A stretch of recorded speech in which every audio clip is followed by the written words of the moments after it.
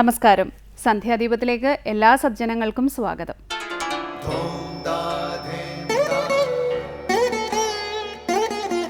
ശുഭം ഭവതു കല്യാണമായുസാരോഗ്യവർദ്ധനം സർവദുഃഖ വിനാശായ സന്ധ്യാദീപം നമോസ്തുതേ. നാമം ജപായനം പുണ്യം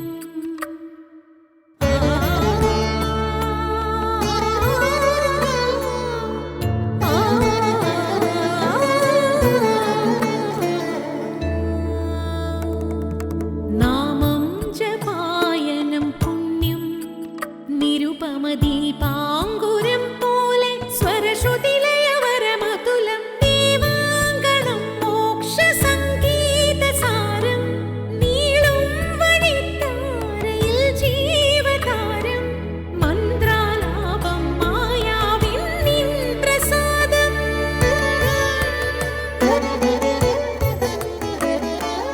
ഇരുൾ നീങ്ങിയുണരുന്ന തെളിനാളദീപം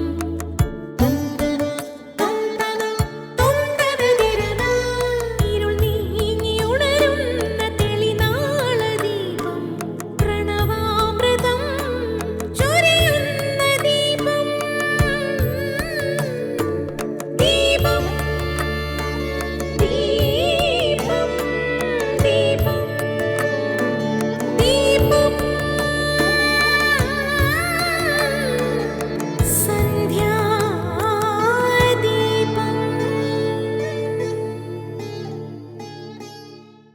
ബാലനായ മകന് അസുഖം കലശലായപ്പോൾ അച്ഛൻ അവനെയും കൂട്ടി വൈദ്യരുടെ അരികിലെത്തി. ഒരൗഷധ ചെടിയുടെ നീര് കൊടുത്താൽ അസുഖം മാറുമെന്ന് വൈദ്യൻ പറഞ്ഞു. അച്ഛനും മകനും ഔഷധ ചെടി തേടി നടന്നു. എങ്ങും കണ്ടെത്താനായില്ല. ഒറ്റപ്പെട്ട ഗ്രാമത്തിലൂടെ നടന്ന് ദാഹിച്ചവശരായ അവർ ഒരു കിണർ കണ്ടു. കിണറ്റിൻകരയിൽ കയറും പാളയുമുണ്ട്. വെള്ളം കോരി കുടിക്കാൻ പാള ഇറക്കി. ചുറ്റിനും കാട്ടുചെടികൾ വളർന്നു നിൽക്കുന്ന കിണറിന് വളരെ ആഴമുണ്ട്.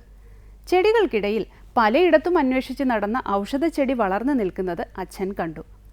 പടികളില്ലാത്ത കിണറ്റിലിറങ്ങാൻ കഴിയില്ല. അച്ഛൻ മറ്റൊന്നും ചിന്തിച്ചില്ല. മകൻ്റെ അരയിൽ കയർ കെട്ടി കിണറ്റിലേക്ക് ഇറക്കി.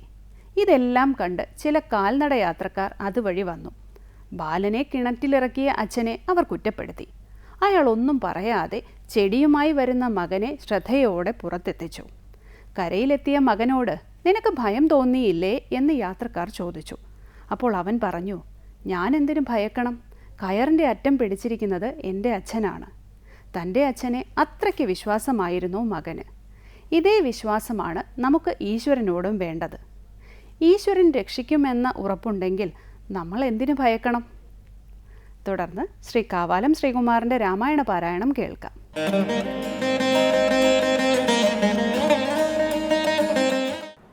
നമ്മുടെ താതാഗ്രജൻ മാല്യവാനവൻ തൻ മകൾ പുഷ്പോൽക്കടയാമിവളല്ലോ.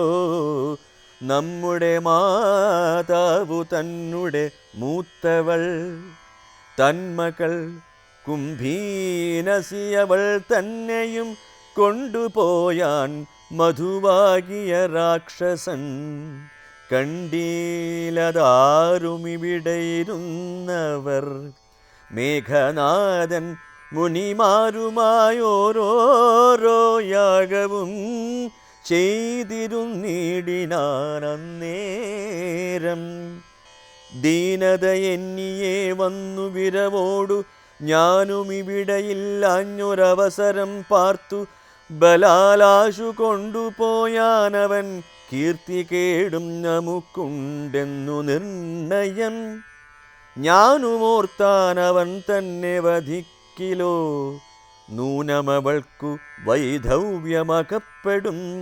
പിന്നെയും വേണമൊരുത്തനു നൽകുക കന്യക തന്നെയതിനില്ല സംശയം. എങ്കിലവനു തന്നെ എന്നതിങ്ങനെ സങ്കൽപ്പമുൾക്കൊണ്ടിരിക്കുന്നിതു ഞാനും. സന്ധ്യാദീപം.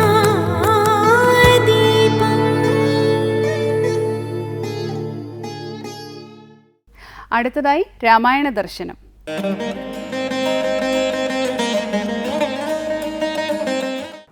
അനേക പതിവ്രതകളായ സ്ത്രീകളെ ബലപൂർവകം അപഹരിച്ച് പുഷ്പകത്തിലേറ്റി കൊണ്ടുവന്നിരിക്കുകയാണ് രാവണൻ. അവരുടെ എല്ലാം ശാപം ഏറ്റുവാങ്ങി ലങ്കയിലെത്തി ഇന്ദ്രജിത്ത് 7 മഹായാഗങ്ങൾ ചെയ്തെന്നറിഞ്ഞു. ഇന്ദ്രജിത്തിനാകട്ടെ അനേക സിദ്ധികൾ, യുദ്ധസംബന്ധമായുള്ള അജേയത്വം തുടങ്ങിയവ ലഭിച്ചു. ആ സന്ദർഭത്തിൽ പതിവ്രതകളെ അപഹരിച്ചതിലെ മഹാപാപത്തെക്കുറിച്ച് വിഭീഷണൻ രാവണനോട് സംസാരിച്ചു. തുടർന്ന് ലങ്കയിലുണ്ടായ ഒരു വിഷയം അറിയിക്കുകയാണ്. നമ്മുടെ താതാഗ്രജൻ മാല്യമാൻ വാനവൻ തന്മകൾ പുഷ്പോത്കടയാമവളല്ലോ. നമ്മുടെ മാതാവു തന്നെ മൂത്തവൾ തന്മകൾ കുംഭീനസിയവൾ തന്നെയും. കൊണ്ടുപോയാൻ മധുവാകിയ രാക്ഷസൻ കണ്ടീലതാരും ഇവിടെ ഇരുന്നവർ. ഇവിടെ കിളിപ്പാട്ടിൽ നമ്മുടെ താതാഗ്രജൻ മാല്യവാൻ എന്ന് പറഞ്ഞിരിക്കുകയാണ്. താതാഗ്രജൻ, താതൻ്റെ അഗ്രജൻ, അച്ഛൻ്റെ ജ്യേഷ്ഠൻ. അവിടെ മാല്യവാൻ എന്ന് പ്രത്യേകം പറഞ്ഞിരിക്കുന്നു. അതൊരു തരത്തിലും ശരിയാവുന്നില്ല. എന്തുകൊണ്ടങ്ങനെ സംഭവിച്ചു എന്നും അറിയില്ല. ഏതായാലും വാൽമീകി രാമായണത്തിൽ വ്യക്തമായി തന്നെ നമ്മുടെ മാതാമഹൻ്റെ അഗ്രജൻ എന്ന് പറഞ്ഞിരിക്കുകയാണ്. അമ്മയുടെ അച്ഛൻ്റെ ജ്യേഷ്ഠൻ. അമ്മയുടെ അച്ഛൻ സുമാലി, സുമാലിയുടെ ജ്യേഷ്ഠൻ മാല്യവാൻ. അനുവാദത്തിൽ എങ്ങനെയൊരു തെറ്റ് സംഭവിച്ചിട്ടുണ്ട് അവിടെ. ഏതായാലും മാല്യവാൻ്റെ മകൾ പുഷ്പോത്കട, 7 ആൺകുട്ടികളും ഒരു പെൺകുട്ടിയും എന്ന് പറഞ്ഞിട്ടുണ്ട്. ആ പെൺകുട്ടിക്ക് അനല എന്നും പുഷ്പോത്കട എന്നും പേര്. ആ പുഷ്പോത്കട നമ്മുടെ അമ്മയുടെ മൂത്തവളാണല്ലോ. ഒരച്ഛൻ അമ്മയല്ലെങ്കിലും ജ്യേഷ്ഠൻ അനുജൻ മക്കളായതുകൊണ്ട് സഹോദരി തന്നെയാണ്. തന്മകൾ, ആ പുഷ്പോത്കടയുടെ മകൾ കുംഭീനസി. അപ്പം അങ്ങനെ വരുമ്പോൾ നമ്മുടെ സഹോദരിയാണെന്നർത്ഥം. വാൽമീകി രാമായണത്തിൽ വ്യക്തമായി നമ്മുടെ സഹോദരിയായി തന്നെ പരിഗണിക്കപ്പെടേണ്ടവൾ എന്ന് പറഞ്ഞിരിക്കുകയാണ്. അങ്ങനെയുള്ള കുംഭീനസിയെ മധു എന്നുള്ള രാക്ഷസൻ ബലപൂർവകം അപഹരിച്ചു കൊണ്ടുപോയിരിക്കുന്നു. അതിവിടെ ആർക്കും കാണാനും കഴിഞ്ഞില്ല. മേഘനാഥൻ മുനിമാരുടെ കൂടെ പല പല യാഗങ്ങളിൽ ഏർപ്പെട്ടിരിക്കുകയാണ്. ഞാനും പുറത്തു പോയ സമയമായിരുന്നു. ആ സമയം ബലപൂർവകം മധു കുംഭീനസിയെ കൊണ്ടുപോയി. അതുകൊണ്ട് നമുക്ക് എന്തായാലും കീർത്തികേടുണ്ടായിരിക്കുന്നു. ഞാനും ഓർത്തേനവൻ തന്നെ വധിക്കിലോ, നൂനമവൾക്കു വൈധവ്യമകപ്പെടും. പിന്നെയും വേണം ഒരുത്തനു നൽകുക കന്യക തന്നെ, അതിനില്ല സംശയം. വേണമെങ്കിൽ മധുവെ വധിക്കാമായിരുന്നു. എന്നാൽ ഞാൻ ഓർത്തു, മധുവെ വധിക്കുന്ന പക്ഷം കുംഭീനസി വിധവയായിത്തീരും. അതവൾക്ക് ദുഃഖമുണ്ടാക്കും. അതുമാത്രവുമല്ല, ആ കന്യകയ്ക്ക് വീണ്ടും നമ്മൾ വിവാഹം ആലോചിക്കേണ്ടതായും വരും. അതുകൊണ്ട് എങ്കിൽ അവനു തന്നെ എന്നതിങ്ങനെ സങ്കല്പം ഉൾക്കൊണ്ടിരിക്കുന്നിതു ഞാനും. എങ്കിൽ അവന് തന്നെ അവൾ ഇരിക്കട്ടെ എന്ന സങ്കല്പത്തോടു കൂടിയാണ് ഞാനിവിടെ ഇരിക്കുന്നത് എന്ന് വിഭീഷണൻ വൃത്താന്തം രാവണനെ അറിയിച്ചു. എന്ന് വിഭീഷണൻ ചൊന്നതു കേട്ടപ്പോൾ വന്ന കോപത്തോടു ചൊന്നാൻ ദശാനനൻ. വർദ്ധിച്ച ക്രോധമുള്ളവനായി തീർന്നു, കോപാവിഷ്ടനായി തീർന്നു രാവണൻ. എന്നിട്ട് പറയുകയാണ്, ചെന്നു വിരവൊടു കൊന്നു മധുവിനെ വിണ്ണവർ തന്നെയും വെന്നുവരുവൻ ഞാൻ. കുംഭകർണൻ ഉണർന്നാലവൻ തന്നെ വൻപടയോടും വരുവാൻ നിയോഗിക്കാൻ. ഉടനെ രാവണൻ പട കൂട്ടുകയാണ്. ഉടനെ തന്നെ പോയി മധുവിനെ കൊല്ലണം. അതിനുശേഷം ദേവലോകത്തിലേക്ക് പോയി ദേവന്മാരെ ജയിച്ച് ഉടനെ ഞാൻ മടങ്ങി വരുന്നുണ്ട്. കുംഭകർണൻ ഉണർന്നാൽ അവൻ്റെ വൻ പടയുമായി അവനോടുകൂടി വരാൻ പറയുക. ഇപ്പോൾ തന്നെ പുറപ്പെടണം, മുമ്പിൽ മേഘനാഥനും സൈന്യവും നടക്കട്ടെ, അതിന് പിന്നിലായി വൻപട നമ്മുടെ തേരിൻ്റെ ഒന്നിച്ച് യാത്രയാവണം. എല്ലാവരും സമ്മോദത്തോടു കൂടി പുറപ്പെടുക. ഇങ്ങനെ കൽപ്പിച്ചു രാവണൻ. ലങ്കയും പാലിച്ചിരിക്ക വിഭീഷണൻ ശങ്കാവിഹീനം ജയിച്ചു വരുവൻ ഞാൻ എന്നു പറഞ്ഞു തേരേറി പുറപ്പെട്ടു ചെന്നു മധുരാപുരാന്തേ മരുവിനാൻ. ശംഖങ്ങളും മൃദംഗങ്ങളും മറ്റു വാദ്യഘോഷങ്ങളോടും കൂടെ മംഗലമായ മുഹൂർത്തം നിശ്ചയിച്ച് സൈന്യം പുറപ്പെട്ടു. ലങ്ക പരിപാലിക്കാൻ വിഭീഷണനെ നിയോഗിച്ചു. ശങ്കാവിഹീനം താൻ വേഗം തന്നെ മടങ്ങി വരും എന്നും പറഞ്ഞു. അങ്ങനെ മധു നിവസിക്കുന്ന മധുരാപുരത്തിൻ്റെ പുറത്ത് രാവണനും സൈന്യവും എത്തിച്ചേർന്നു. അവിടെ തമ്പടിച്ചു. തുടർന്നുള്ള ഭാഗം നമുക്ക് ശ്രദ്ധിക്കാം.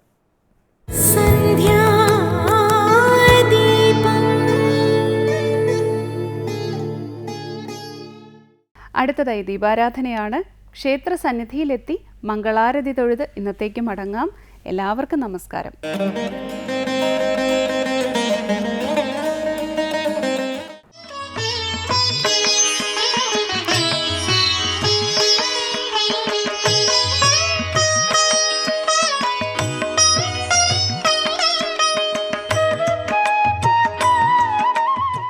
ശരവണപ്പൊയ്കയിലെ താമരപ്പൂക്കളിൽ ഒന്നുപോലെയാണ് ചങ്ങനാശ്ശേരിയിലെ പെരുന്ന ശ്രീ മുരുകക്ഷേത്രം.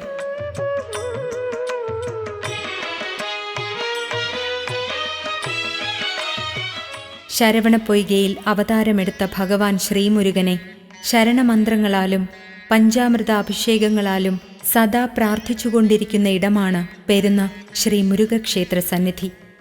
അതുകൊണ്ടുതന്നെ ഭൂമിയിൽ വേൽമുരുകന്റെ ശക്തി ചൈതന്യം വർദ്ധിച്ചു നിൽക്കുന്ന അപൂർവം ക്ഷേത്രങ്ങളിലൊന്നു തന്നെയാണ് പെരുന്ന ശ്രീ മുരുകക്ഷേത്രം.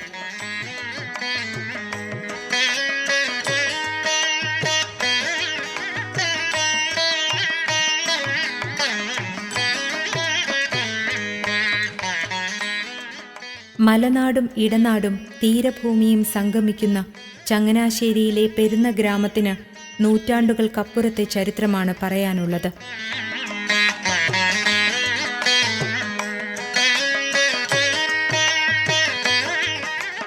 നൂറ്റാണ്ടുകൾക്ക് മുമ്പ് ചതുപ്പ് നിലമായിരുന്നു എന്ന് കരുതപ്പെടുന്ന ഈ പ്രദേശത്തെ പെരുന്നയതിൽ എന്ന പേരിലാണ് അറിയപ്പെട്ടതെന്ന് ചരിത്രം വിവരിക്കുന്നു. ഏകദേശം 1000-നുമേലെ വർഷങ്ങളുടെ പഴക്കമാണ് ക്ഷേത്രത്തിനുള്ളതെന്ന് ക്ഷേത്രത്തിൻ്റെ രേഖകൾ ചൂണ്ടിക്കാട്ടുന്നു. പെരുന്നയിൽ മുരുകന് സമർപ്പിക്കുവാനുള്ള പ്രാർത്ഥനകളുമായി ആയിരക്കണക്കിന് ഭക്തജനങ്ങളാണ് ഈ പുണ്യഭൂമിയിലേക്ക് അനുദിനം ഒഴുകിയെത്തുന്നത്. താരകാസുര വധത്തിനു ശേഷം വിജയശ്രീലാളിതനായി നിൽക്കുന്ന ഭഗവാന്റെ അപൂർവങ്ങളിൽ അപൂർവമായ രൂപമാണ് ഇവിടെ പ്രതിഷ്ഠിച്ചിട്ടുള്ളത്.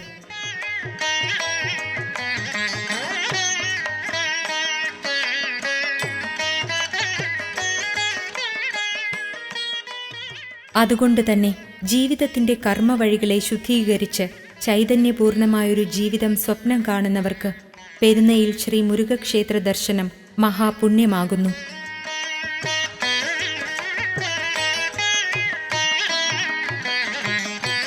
കലികാലത്തിൻ്റെ സർവകഷ്ടതകളിൽ നിന്നും മോചിതരാകാനും നമ്മുടെ ഉള്ളിലെ അഹങ്കാരവും അഹന്തയും അജ്ഞാനവുമായ താരകാസുരന്മാരെ നശിപ്പിക്കുവാനുമായി പെരുന്നയിൽ ക്ഷേത്രദർശന പുണ്യം നേടുകയെന്നത് ഈ കലികാലത്തിൽ വളരെയധികം പ്രാധാന്യമുള്ളതായി മാറുന്നു.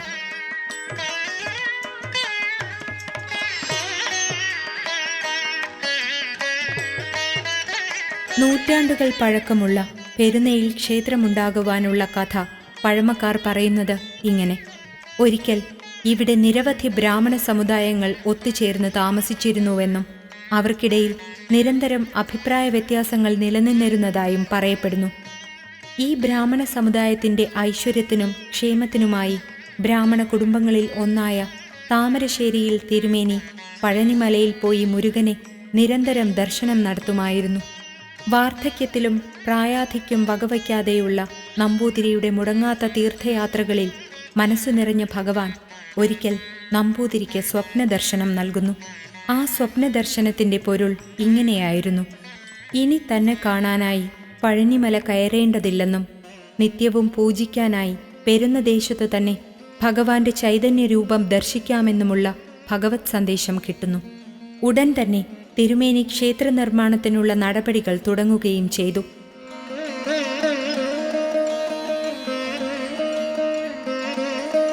ദർശനത്തിൽ ഭഗവാൻ അരുൾ ചെയ്തതുപോലെ സമീപ പ്രദേശത്തുള്ള കൊടുംതറയാറ്റിൽ ഭഗവാന്റെ വിഗ്രഹം കാണാൻ കഴിയുമെന്നും ആ വിഗ്രഹം തന്നെ പെരുന്നയിൽ ക്ഷേത്രത്തിൽ പ്രതിഷ്ഠിക്കണമെന്നുമായിരുന്നു നിർദ്ദേശം. ഭഗവത് കൽപ്പന പോലെ തന്നെ കൊടുംതറയാറ്റിൽ നിന്നും ഭഗവാന്റെ വിഗ്രഹം കണ്ടെത്തുകയും തുടർന്ന് ഘോഷയാത്രയോടുകൂടി പെരുന്നയിലേക്ക് വിഗ്രഹം എത്തിക്കുകയുമായിരുന്നു.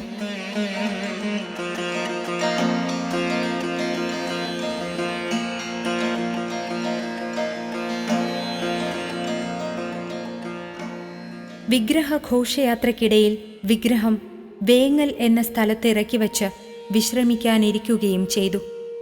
അതോടെ വേങ്ങലിലും ഒരു സുബ്രഹ്മണ്യ ക്ഷേത്രമുണ്ടാവുകയും പിൽക്കാലത്ത് പെരുന്നയിൽ ശ്രീമുരുക ക്ഷേത്രത്തിൻ്റെ മൂലക്ഷേത്രമെന്നും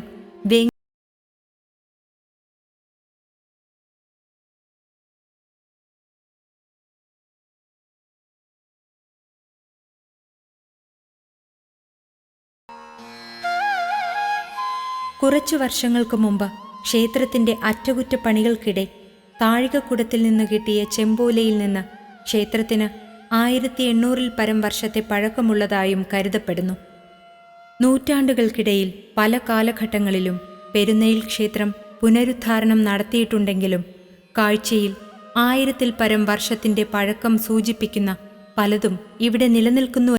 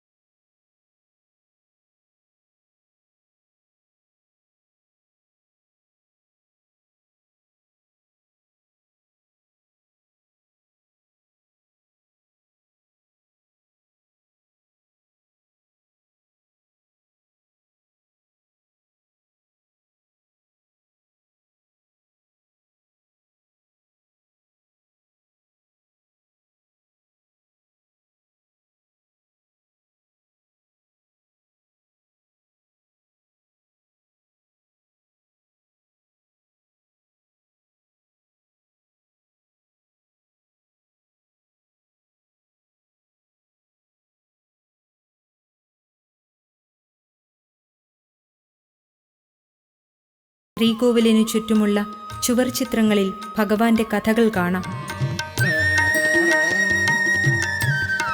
നാലമ്പലത്തിനുള്ളിലായി മറ്റൊരു ചുമർചിത്ര കഥയിൽ രാമചരിതവും ദർശിക്കാം. അങ്ങനെ നാലമ്പലത്തിനുള്ളിലെ പ്രദക്ഷിണം കാഴ്ചകളാലും അനുഗ്രഹങ്ങളാലും സമ്പന്നമാകുമ്പോഴും ശ്രീകോവിലിനുള്ളിലെ ഭഗവത് ചൈതന്യത്തെ എത്ര കണ്ടാലും മതിവരാത്തതുപോലെ ഇവിടെ ഓരോ ഭക്തനും വീണ്ടും വീണ്ടും ദർശന സൗഭാഗ്യം കൊതിക്കുന്നു.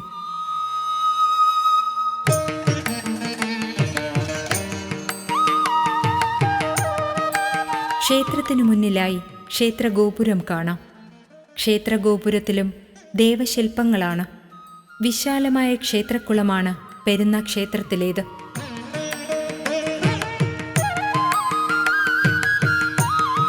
മയിൽവാഹനനും ദണ്ഡായുധപാണിയുമായ കുമരേശൻ ക്ഷിപ്രപ്രസാദിയാണെന്നാണ്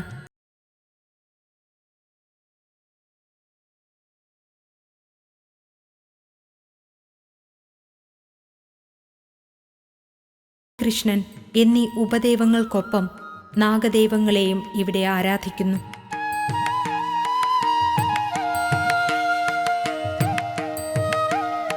ചൊവ്വാഴ്ച ദിവസത്തെ ഒറ്റനാരങ്ങ നേർച്ച ഭഗവാന് വളരെ വിശേഷപ്പെട്ട ഒരു വഴിപാടായി ധാരാളം ഭക്തജനങ്ങൾ ഇവിടെ സമർപ്പിക്കുന്നു.